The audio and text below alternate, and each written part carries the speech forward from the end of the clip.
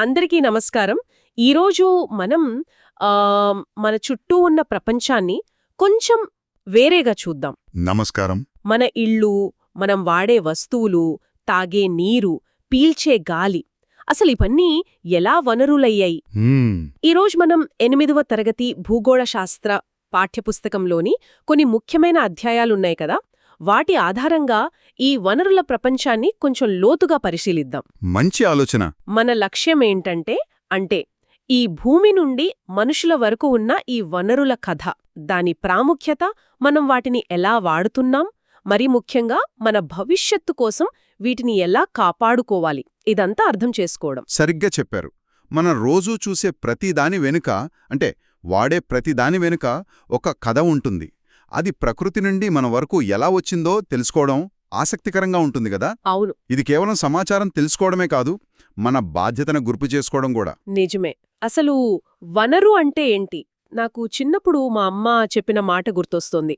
అవసరాన్ని తీర్చే ఏదైనా వనరే అని. అంటే ఒక వస్తువు మనకు ఉపయోగపడితే, దానికి విలువ ఉంటే అది వనరవుతుంది. ఇది చాలా సింపుల్గా అనిపించినా దీని వెనుక చాలా లోతైన అర్థముంది కదూ. నిజమే.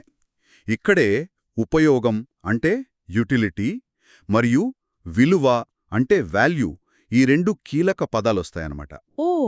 ఒక వస్తువు మన దాహం తీర్చిందనుకోండి, నీరులాగా, లేదా ప్రయాణానికి సాయపడింది, పెట్రోల్లాగా, లేదా మనకు ఆనందాన్నిచ్చింది, ఒక మంచి ప్రకృతి దృశ్యంలాగా, దానికి ఉపయోగం ఉన్నట్లే.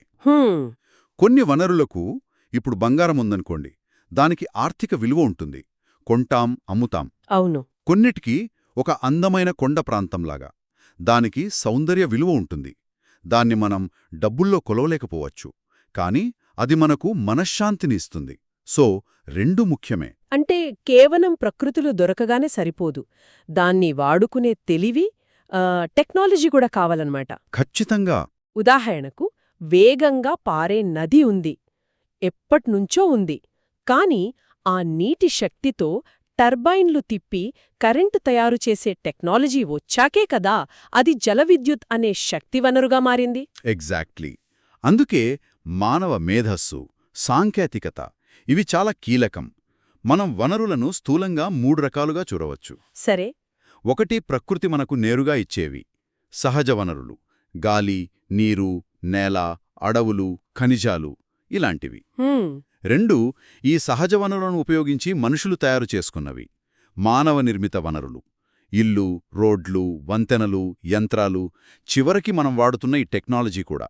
మరి మూడోది, అదెక్కువ ముఖ్యమన్నారు కదా. అదే అన్నిటికన్నా ముఖ్యమైనది, మానవ వనరులు.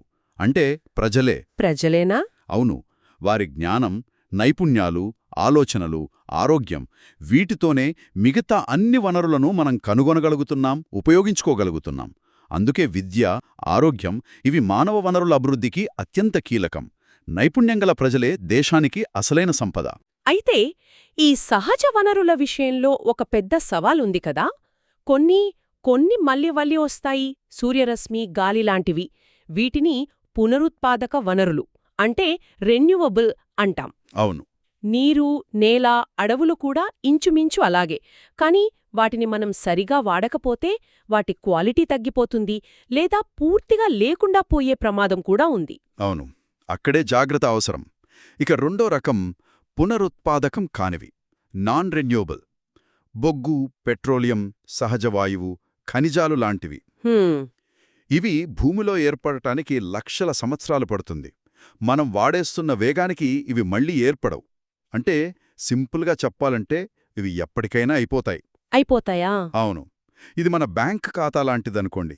వాడే కొద్దీ తరిగిపోతుంది, తిరిగి జమవటానికి 1000 ఏళ్లు పడుతుంది. అమ్మో, ఈ విషయం ఆలోచిస్తే కొంచెం భయంగానే ఉంది. నాకు చిన్నప్పుడు స్కూల్లో ఒక కథ చెప్పేవారు, భూమి మీద నీరంతా ఇంకిపోయి చెట్లన్నీ నరికేస్తే ఎలా ఉంటుందో అని. ఇది కేవలం కథ కాదు, నిజమయ్యే ప్రమాదం ఉందంటారా? ఆ ప్రమాదం ఉంది కాబట్టే వనరుల సంరక్షణ అంటే రిసోర్స్ కన్జర్వేషన్ మరియు సుస్థిర అభివృద్ధి, సస్టైనబుల్ డెవలప్మెంట్, ఈ మాటలు ఇప్పుడు ఎక్కువగా వింటున్నాం. సంరక్షణ అంటే వనరులను జాగ్రత్తగా, తక్కువగా వాడుతూ అవి మళ్లీ ఏర్పడటానికి టైం ఇవ్వటం. సుస్థిర అభివృద్ధి అంటే మన ప్రస్తుత అవసరాలను తీర్చుకుంటూనే భవిష్యత్ తరాల వాళ్లక్కూడా వనరులు అందేలా చూడటం. రెండింటి లక్ష్యం ఒకటే, మన భూమిని, దాని సంపదను కాపాడుకోవటం. అంటే మనందరి పాత్ర కూడా ఇందులో ఉందన్నమాట. చిన్న చిన్న పనులు, లైట్లు, ఫ్యాన్లు అవసరం లేనప్పుడు ఆపేయడం, నీళ్లు వృధా చేయకపోవడం, అవును, ప్లాస్టిక్ వాడకం తగ్గించడం, పాత వస్తువులను మళ్లీ వాడటం, రీయూజింగ్, వృధా అయిన వాటిని రీసైకిల్ చేయడం. ఖచ్చితంగా. ఈ చిన్న పనులతోనే మార్పు మొదలవుతుంది. ఇప్పుడు మనం కొన్ని ముఖ్యమైన సహజ వనరుల గురించి కొంచెం వివరంగా చూద్దాం. ముందుగా భూమి, నేల, నీరు. సరే. భూమి ఉపరితలంలో దాదాపు 70% నీరే ఉంది గదా. కాని మనం నివసించేది, వ్యవసాయం చేసేది ఆ మిగిలిన 30% భూమిపైనే. అవును. ఈ భూమిని మనం రకరకాలుగా వాడుతున్నాం. వ్యవసాయం, అడవులు, గనులు, ఇళ్ళు, రోడ్లు, పరిశ్రమలు. దీన్నే ల్యాండ్ యూస్ అంటే భూ వినియోగం అంటాం. కాని జనాభా పెరిగే కొద్దీ, అవసరాలు పెరిగే కొద్దీ ఈ భూమిపై ఒత్తిడి పెరుగుతోంది. నాకు తెలిసి అడవులు తగ్గిపోతున్నాయి, వ్యవసాయ భూములు తగ్గిపోయి పట్టణాలు పెరిగిపోతున్నాయి. నిజమే. దీనివల్ల భూమి పాడైపోవటం, నేల కోతకు గురవ్వడం, ఇంకా కొండచర్యలు విరిగిపడటం లాంటి సమస్యలు ఎక్కువ అవుతున్నాయి. అవును. హిమాచల్ ప్రదేశ్లోని పంగి గ్రామంలో కొండచర్యలు విరిగిపడటం లాంటివి దీనికి ఉదాహరణలు. అయితే వీటిని పూర్తిగా ఆపలేకపోయినా కొన్ని సైంటిఫిక్ పద్ధతులు, అంటే ప్రమాద ప్రాంతాలను ముందుగానే గుర్తించడం, రిటెన్షన్ వాల్స్ కట్టడం, మొక్కలు పెంచడం, వీటి ద్వారా నష్టాన్ని తగ్గించవచ్చు. ఓహ్! అలాగే భూమిని సంరక్షించడానికి అడవుల పెంపకం, రసాయన ఎరువులు, పురుగుమందుల వాడకాన్ని తగ్గించడం, పశువులను అతిగా మేపకుండా కంట్రోల్ చేయడం, ఇవన్నీ చాలా ముఖ్యం. భూమి తర్వాత నేల, సాయిల్. మొక్కలు పెరగడానికి, మన తిండికి ఇదే కదా ఆధారం. అసలు ఈ నేల ఎలా ఏర్పడుతుంది? ఇది చాలా స్లో ప్రాసెస్. రాళ్లుంటాయి కదా, అవి వాతావరణంలోని మార్పుల వల్ల, అంటే ఎండ, వాన, గాలి వల్ల, నీటి ప్రవాహం వల్ల, జీవుల చర్యల వల్ల నెమ్మదిగా పొడిగా మారి, వెదరింగ్ అంటారు దీన్ని. అలా పొడిగా మారి సేంద్రియ పదార్థాలతో కలిసి నేలగా మారుతుంది. ఎంత టైం పడుతుందంటారు? 1 సెంటీమీటర్ నేల ఏర్పడడానికి 100 సంవత్సరాలు పట్టొచ్చు. అందుకే నేల చాలా విలువైంది. కాని అడవులు నరికేయడం, తప్పు పద్ధతుల్లో వ్యవసాయం చేయడం వల్ల ఈ విలువైన పైపొర, టాప్ సాయిల్ అంటాం కదా, అది కొట్టుకుపోతుంది. అదే సాయిల్ ఎరోషన్. దీన్ని ఆపటానికేమైనా మార్గాలున్నాయా? అంటే ఈ నేల కోతను? ఉన్నాయి. కొండవాలుల్లో మెట్లలాగా పొలాలు చేయడం, టెర్రస్ ఫార్మింగ్ అంటారు. చూశాను. వాలుకు అడ్డంగా దున్నడం, కాంటూర్ ప్లావింగ్. పొలాల చుట్టూ గాలి వేగాన్ని తగ్గించడానికి చెట్లు పెంచడం, షెల్టర్ బెల్ట్స్ అంటారు. ఇలాంటి పద్ధతుల ద్వారా నీళ్లకోతను తగ్గించవచ్చు. వీటన్నిటి వెనుక ఉన్న ప్రిన్సిపుల్ ఒకటే, నీటి ప్రవాహ వేగాన్ని తగ్గించి నేల కొట్టుకుపోకుండా ఆపడం. అర్థమైంది. ఇక నీరు, వాటర్. నీటి గ్రహం అంటాం భూమిని. కాని తాగడానికి అందుబాటులో ఉన్న మంచినీరు చాలా తక్కువ అని విన్నాను. ఇది నిజమేనా? నిజమే. భూమిపై ఉన్న నీటిలో 97% పైగా ఉప్పునీరే, సముద్రాలు. 97%? అవును. మిగిలిన 3% మంచినీటిలో కూడా ఎక్కువ భాగం మంచు రూపంలో ధృవాల దగ్గర, గ్లేషియర్స్లో ఉంది.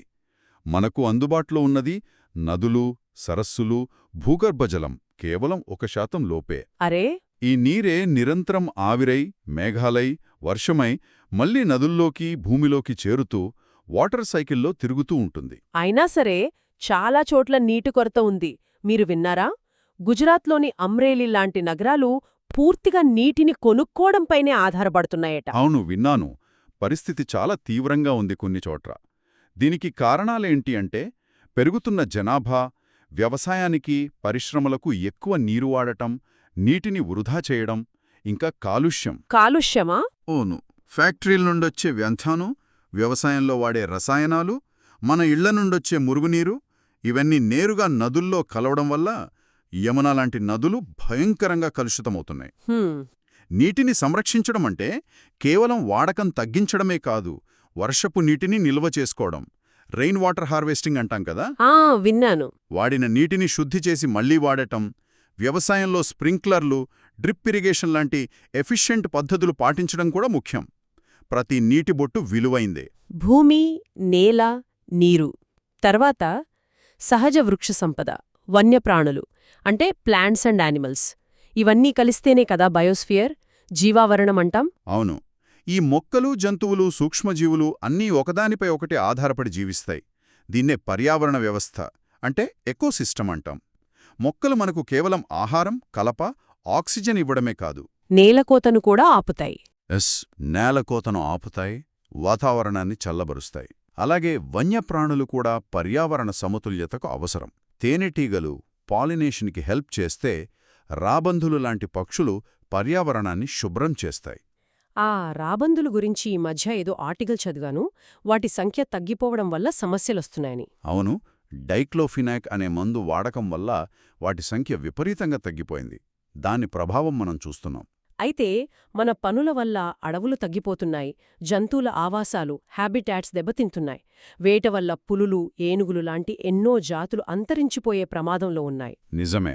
అందుకే వీటి సంరక్షణ కోసం నేషనల్ పార్కులు, వైల్డ్ లైఫ్ శాంక్చురీలు ఏర్పాటు చేస్తున్నారు. సైట్స్ లాంటి అంతర్జాతీయ ఒప్పందాలు ఈ అంతరించిపోతున్న జాతుల వ్యాపారాన్ని నియంత్రిస్తున్నాయి. చట్టాలున్నాయి, కానీ వాటి అమలుతో పాటు ప్రజల్లో అవేర్నెస్ పెరగడం కూడా చాలా ముఖ్యం. ఇది మనందరి బాధ్యత.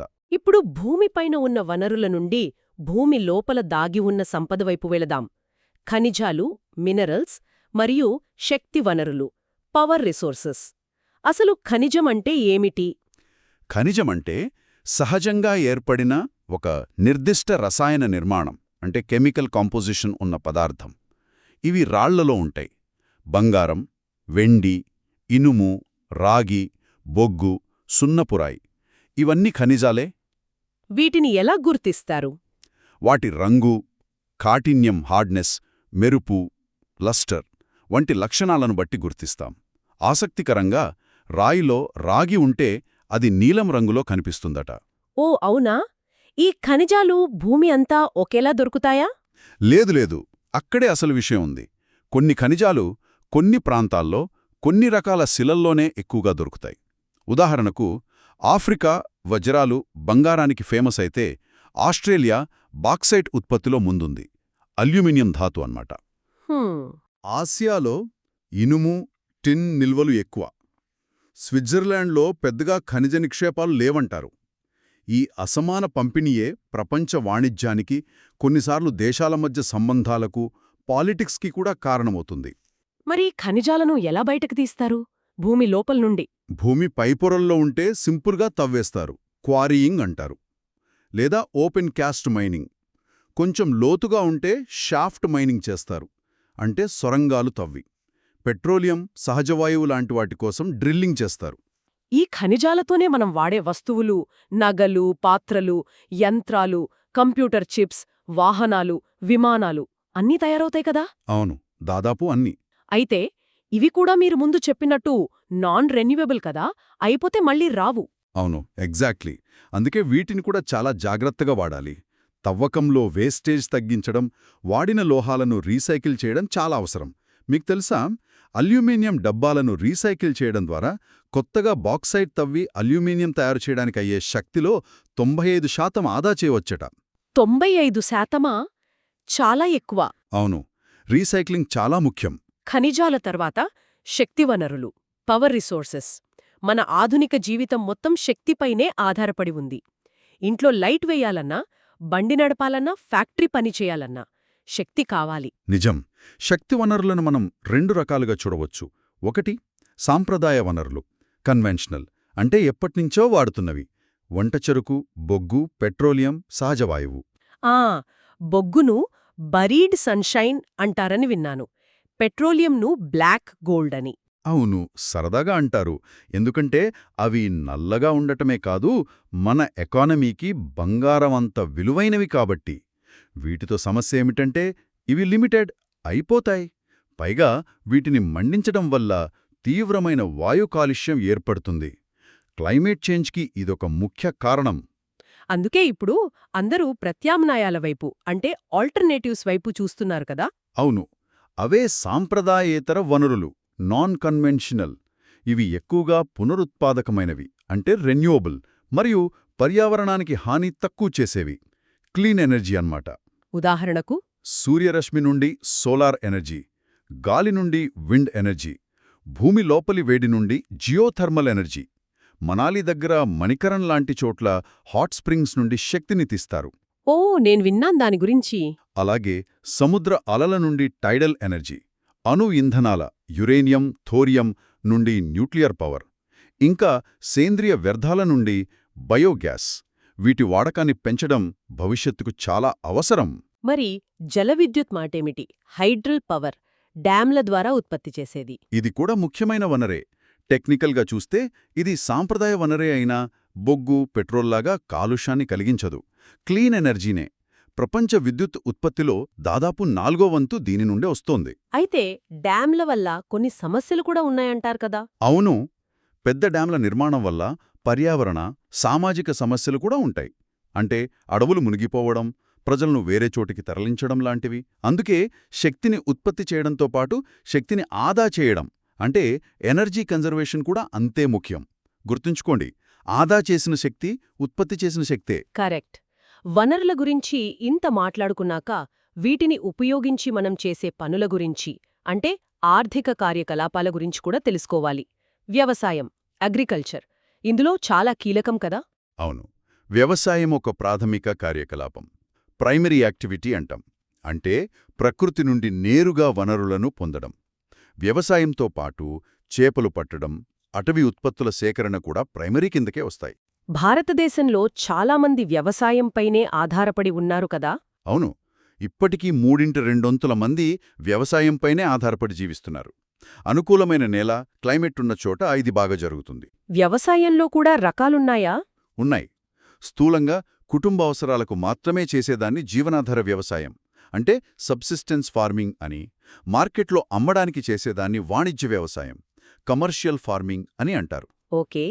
జీవనాధారంలో కూడా కొందరు రైతులు ఒకేచోట స్థిరంగా చేస్తే ఇంటెన్సివ్, మరికొందరు పోడు లేదా స్లాష్ అండ్ బర్న్ పద్ధతిలో ఒకచోట నుండి మరోచోటికి మారుతూ చేస్తారు, షిఫ్టింగ్ కల్టివేషన్. ఆ పోడి వ్యవసాయం గురించి విన్నాను. వాణిజ్య వ్యవసాయంలో పెద్ద పెద్ద పొలాల్లో యంత్రాల సహాయంతో ఒకే పంట, అంటే ధాన్యం లేదా టీ, కాఫీ, రబ్బర్ వంటివి, ప్లాంటేషన్స్ అంటారు కదా, వాటిని పండిస్తారు. భారతదేశానికి, అమెరికా లాంటి అభివృద్ధి చెందిన దేశానికి వ్యవసాయంలో చాలా తేడా ఉంటుందేమో. అక్కడ చూస్తే పెద్ద పెద్ద మెషీన్లు వాడుతుంటారు. ఖచ్చితంగా చాలా తేడా ఉంటుంది. భారతదేశంలో ఎక్కువ మంది రైతులు చిన్న చిన్న కమతాల్లో, అంటే ఒక 1.5 హెక్టార్లనుకోండి, తక్కువ టెక్నాలజీతో కుటుంబ సభ్యుల సహాయంతో వ్యవసాయం చేస్తే, అమెరికాలో రైతులు 100 హెక్టార్ల పొలాల్లో, ఉదాహరణకు 300 హెక్టార్లు, ఆధునిక యంత్రాలు, కంప్యూటర్లు, శాటిలైట్ టెక్నాలజీ వాడుతూ ఒక బిజినెస్ మ్యాన్ లాగా వ్యవసాయం చేస్తారు. దీని వెనుక ఆర్థిక, సామాజిక కారణాలు చాలా ఉన్నాయి. అంతిమంగా వ్యవసాయ అభివృద్ధి లక్ష్యం అందరికీ ఆహార భద్రత, ఫుడ్ సెక్యూరిటీ కల్పించడమే. వ్యవసాయం తర్వాత పరిశ్రమలొస్తాయి, ఇండస్ట్రీస్. ఇవి సెకండరీ యాక్టివిటీస్, ద్వితీయ కార్యకలాపాలంటారు కదా, అంటే ముడి పదార్థాలకు విలువని జోడించడం. అవును, కరెక్ట్. ఉదాహరణకు పత్తి అనేది ముడి పదార్థం. దాని నుండి నూలు తీసి దానితో బట్టలు నేయడమనేది ద్వితీయ కార్యకలాపం. ఆ బట్ట అనేది విలువైన ఉత్పత్తి. ఇంకో ఉదాహరణ, ఇనుప ధాతువు నుండి ఉక్కు తీసి దానితో యంత్రాలు, వాహనాలు తయారుచేయడం. ఇనుము ఉక్కు పరిశ్రమను ఆధునిక పరిశ్రమకు వెన్నెముక అంటారు తెలుసా? అవునా? ఎందుకు? ఎందుకంటే మిగతా పరిశ్రమలకు కావలసిన యంత్రాలు, పరికరాలన్నీ దాదాపు ఇక్కడే తయారవుతాయి. భారతదేశంలో జంషెడ్పూర్లోని టాటా స్టీల్, టిస్కో అంటారు కదా, విన్నాను. అది దీనికి మంచి ఉదాహరణ. ముడిసరుకు, నీరు, మార్కెట్ అన్నీ దగ్గరగా ఉండటం వల్ల అక్కడది అంతగా అభివృద్ధి చెందింది. వస్త్ర పరిశ్రమ, టెక్స్టైల్ ఇండస్ట్రీ కూడా చాలా పాతదే కదా? అవును, చాలా పురాతనమైనది. పత్తి, ఉన్ని, పట్టు వంటి సహజ నారలతో పాటు ఇప్పుడు నైలాన్, పాలిస్టర్ వంటి మానవ నిర్మిత నారలతో కూడా వస్త్రాలు తయారుచేస్తున్నారు. ఒకప్పుడు అహ్మదాబాద్ను భారతదేశ మాంచెస్టర్ అనేవారు. ఓహో, అలాగా.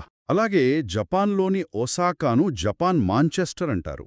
అంటే ఆ నగరాలు వస్త్ర పరిశ్రమకు అంత ఫేమస్ అనమాట. ఇప్పుడు కొత్తగా information technology, hospitality, knowledge based industries, వీటిని సన్ రైజ్ ఇండస్ట్రీస్ అంటున్నారు.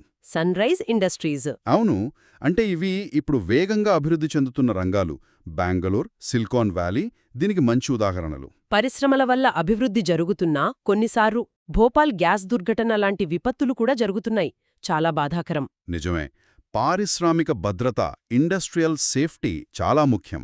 పరిశ్రమలను జనవాసాలకు దూరంగా పెట్టడం, ప్రమాదకర పదార్థాల గురించి ప్రజలకు అవగాహన కల్పించడం, సేఫ్టీ స్టాండర్డ్స్ను కఠినంగా అమలు చేయడం ద్వారా నష్టాన్ని తగ్గించవచ్చు, నివారించవచ్చు కూడా. ఇన్ని వనరులు, ఇన్ని కార్యకలాపాలు చూశాం.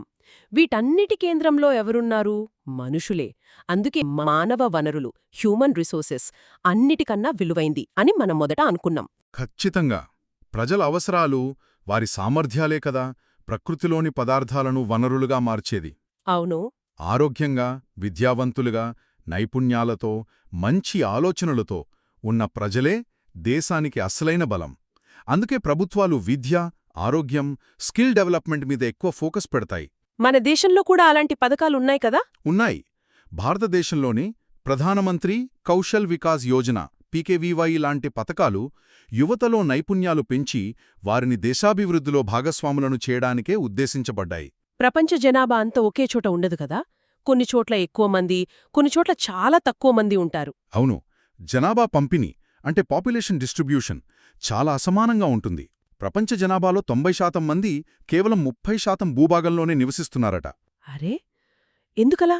మైదానాలు, నదీలోయలు, మంచి వాతావరణం, ఉపాధి అవకాశాలున్న చోట్ల జనసాంద్రత అంటే పాపులేషన్ డెన్సిటీ, 1 చదరపు కిలోమీటరుకు ఎంతమంది నివసిస్తున్నారని అది ఎక్కువగా ఉంటుంది. పర్వతాలు, ఎడార్లు, దట్టమైన అడవుల్లో తక్కువగా ఉంటుంది. జనాభా సంఖ్య కూడా ఎప్పుడూ మారుతూ ఉంటుంది కదా? పెరుగుతుంది, కొన్ని చోట్ల తగ్గుతుంది. దీన్ని ఎలా అర్థం చేసుకోవాలి? ప్రధానంగా జనన మరణ రేట్లు అంటే బర్త్ రేట్, డెత్ రేట్, మరియు వలసలు, మైగ్రేషన్ దీనికి కారణం. జననాల రేటు మరణాల రేటు కన్నా ఎక్కువగా ఉంటే జనాభా పెరుగుతుంది. వైద్య సదుపాయాలు మెరుగుపడటం వల్ల మరణాల రేటు తగ్గింది. దాంతో ప్రపంచ జనాభా వేగంగా పెరిగింది. వలసలు అంటే ప్రజలు మెరుగైన ఉపాధి, విద్య, జీవన ప్రమాణాల కోసం ఒక ప్రాంతం నుండి మరో ప్రాంతానికి లేదా ఒక దేశం నుండి మరో దేశానికి వెళ్లటం. జనాభా గురించి మాట్లాడేటప్పుడు జనాభా పిరమిడ్, పాపులేషన్ పిరమిడ్ అనే మాట వింటుంటాం. అదంటే ఏమిటి? కొంచెం వివరిస్తారా? తప్పకుండా. జనాభా పిరమిడ్ అనేది ఒక దేశ జనాభా యొక్క వయస్సు, లింగ నిర్మాణాన్ని అంటే ఏజ్ అండ్ సెక్స్ స్ట్రక్చర్ని చూపే ఒక గ్రాఫ్ అన్నమాట. గ్రాఫ్ లాంటిదా? అవును. కింద బేస్లో పిల్లలు 0 to 14 years, మధ్యలో పనిచేసే వయసు వారు 15 to 65 years, పైన టాప్లో వృద్ధులు 65 yearsకు ఉంటారు. స్త్రీలు, పురుషుల సంఖ్యను కూడా ఇది వేరువేరుగా చూపుతుంది, లెఫ్ట్ అండ్ రైట్ సైడ్స్. ఈ పిరమిడ్ ఆకారాన్ని బట్టి ఆ దేశం పరిస్థితిని మనం అంచనా వేయవచ్చు. ఎలా? అది ఎలా చెప్తుంది? ఉదాహరణకు పిరమిడ్ బేస్ అంటే కింద భాగం పిల్లల సంఖ్య చాలా వెడల్పుగా ఉండి పైకి వెళ్లే కొద్దీ వేగంగా సన్నబడితే దాని అర్థం అక్కడ జననాల రేటు ఎక్కువగా ఉందని, ఆయుర్దాయం, లైఫ్ ఎక్స్పెక్టెన్సీ తక్కువగా ఉందని. ఉదాహరణ కొన్ని ఆఫ్రికా దేశాలు. ఓకే. అదే భారతదేశం లాంటి దేశాల్లో పిరమిడ్ మధ్యభాగం అంటే యువత, పనిచేసే వయసువారు, అది వెడల్పుగా ఉంటుంది. అంటే దేశానికి బలమైన శ్రామిక శక్తి ఉంది, వర్క్ ఫోర్స్ ఎక్కువ. ఇది ఆర్థికాభివృద్ధికి గొప్ప అవకాశం. దీన్నే డెమోగ్రాఫిక్ డివిడెండ్ అంటారు. పదం విన్నాను, డెమోగ్రాఫిక్ డివిడెండ్. జపాన్ లాంటి దేశాల్లో జననాల రేటు తక్కువగా ఉండి వృద్ధుల సంఖ్య ఎక్కువగా ఉండటం వల్ల పిరమిడ్ కింద సన్నగా పైన వెడల్పుగా మారుతుంది. దీనివల్ల ఆధారపడే జనాభా అంటే డిపెండెంట్స్, వృద్ధులు ఎక్కువై పనిచేసేవారిపై భారం పెరుగుతుంది. అంటే ఒక దేశ భవిష్యత్తు ఆ దేశ జనాభా నిర్మాణంపై, ముఖ్యంగా యువత నైపుణ్యాలు, ఆరోగ్యంపై ఆధారపడి ఉంటుందన్నమాట. నిస్సందేహంగా. అందుకే మానవ వనరుల అభివృద్ధిపై పెట్టుబడి పెట్టడం, ఇన్వెస్ట్ చేయడం చాలా చాలా ముఖ్యం. అద్భుతం. సహజ వనరుల నుండి మొదలుపెట్టి మానవ నిర్మిత వనరులు, శక్తి, వ్యవసాయం, పరిశ్రమలు, చివరకు మానవ వనరుల ప్రాముఖ్యత వరకు ఒక పూర్తి చిత్రాన్ని చూశామనిపిస్తోంది. ఇవన్నీ ఒకదానితో ఒకటి ఎంత బలంగా ముడిపడి ఉన్నాయో అర్థమైంది. అవును. భూమి, నీరు లేనిదే వ్యవసాయం లేదు, వ్యవసాయం, ఖనిజాలు లేనిదే పరిశ్రమలు లేవు. వీటన్నిటినీ నడిపించేది మానవ మేధస్సు, శ్రమ. అవును. ఈ ఇంటర్డిపెండెన్స్, ఈ పరస్పర ఆధారిత్వాన్ని మనం ఎంత బాగా అర్థం చేసుకుంటే మన భవిష్యత్తును అంత బాగా తీర్చిదిద్దుకోగలం. వనరులను ఉపయోగించుకోవడమే కాదు, వాటిని కాపాడుకోవడం, వాటిని అభివృద్ధి చేయడం కూడా అంతే ముఖ్యం. సస్టైనబిలిటీ కీలకం. ముగింపుగా వినేవారికి ఒక ఆలోచన రేకెత్తించే ప్రశ్న అడగాలనుకుంటున్నాను. మనం మన ప్రస్తుత అవసరాలను తీర్చుకుంటూనే భవిష్యత్ తరాలకు కూడా ఈ భూమిని, దాని వనరులను భద్రంగా అందించాలంటే మనమేం చెయ్యాలి? ఈ సుస్థిర అభివృద్ధి అనే లక్ష్యాన్ని చేరుకోవడంలో మనలో ప్రతి ఒక్కరి పాత్ర ఏమిటి? మంచి ప్రశ్న. ఈ ప్రశ్నలపై ఆలోచిస్తూ మన వంతుగా బాధ్యతాయుతంగా వ్యవహరించడానికి ప్రయత్నిద్దాం. ఈరోజు మాతో పాటు ఈ లోతైన పరిశీలనలో పాల్గొన్నందుకు అందరికీ ధన్యవాదాలు. ధన్యవాదాలు.